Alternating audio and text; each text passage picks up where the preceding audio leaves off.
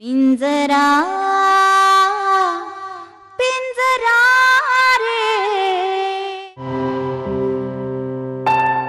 चला नारायणी ताई, आता एका नव्या सुखी आयुष्याला सुरुवात झाली आहे। तुमच्या सुखी संसाराची सुरुवात वडीलधाऱ्या माणसांच्या आशीर्वादानेच व्हायला हवी।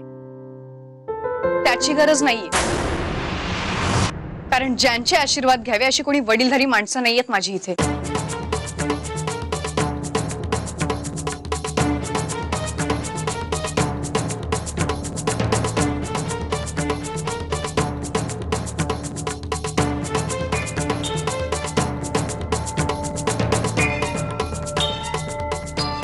नारायण ताई, आता सगळे राग लोभ बाजूला ठेवा आणि सुखी संसाराला सुरुवात करा।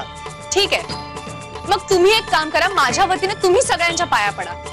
निदान या वयात तरी तुम्हाला अक्कल येईल।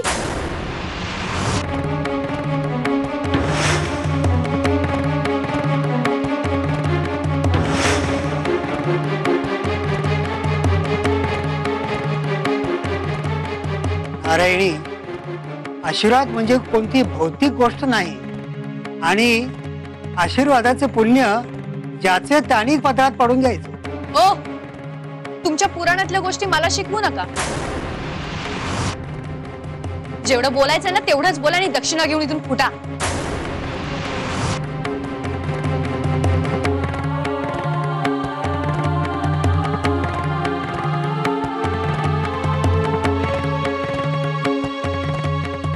नारायणी ताई, आता तुम्ही लग्नासारख्या पवित्र बंधनात बांधले गेलेले आहात। तुमच्या सुखी संसाराची सुरुवात वडीलधाऱ्या माणसांच्या आशीर्वादानेच व्हायला हवी। मी तुम्हाला विनंती करतो की तुम्ही सगळ्यांना नमस्कार करा। तुम्हाला एकदा सांगितलेलं कळत नाही का?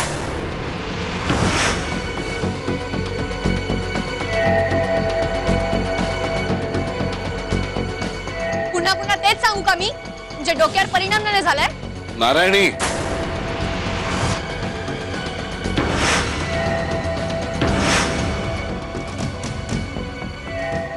बाकी काही नाही, त्यांच्या वयाचा तरी विचार कर।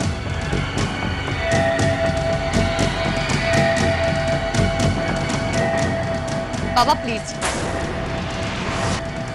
तुम्ही मध्ये न बोललेलंच बरं आहे, नाहीतर असं व्हायला नको की माझ्या मनातल्या गोष्टी सगळ्या माझ्या तोंडावर येतील आणि या गुरुजींपेक्षा जास्त तुमचा अपमान होईल।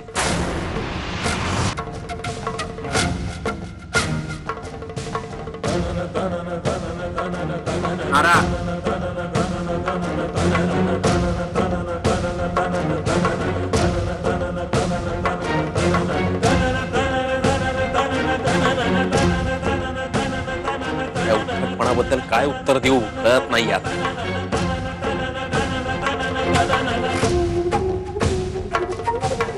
तर आता तशी वेळही नाहीये। नारायणी, एवढंच सांगतो ते ऐक, शांत राहा, तेच फायद्याचं आहे तुझ्या।